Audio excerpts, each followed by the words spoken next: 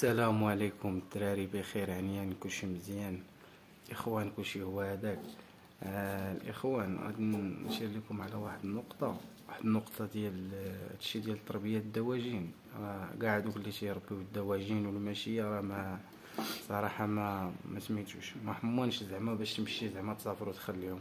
انا سافرت غير تقريبا 3 ايام اللي سافرت رجعت ما مرتاحش. خص ديما بي الفيديو وتشوف الفلاس ديالك واش هما هادوك واش كذا واش كذا.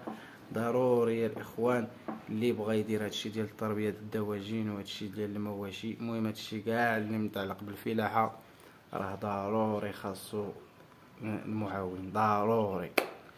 وغنشوفوا دابا نطلعوا نشوفوا الرياكشن ديال الفلاس ديال هانتوما. راه سبقت الصغار هما الاولين، حاجه هما اللي فيهم الريسك، هما اللي تيبغيو المقابله بزاف. انا لقيت كلشي على ما يرام، الحمد لله كنحمد الله ونشكروه. دابا نحولوا للجد. هانتوما كما كتشوفوا دابا راه دخلت عند الكبار.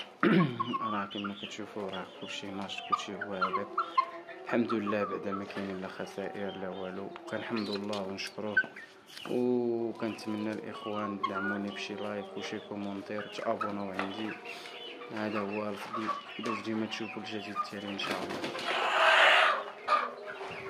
هذا راه احسن فلوس عندي في ليكيب كامله، وان شاء الله راه غادي نعطيه لواحد فيكم ان شاء الله، هو والنتوى ديالو نقدر نصيفطهم ليه فيما كان، غنعزلو من الكومونتيرات.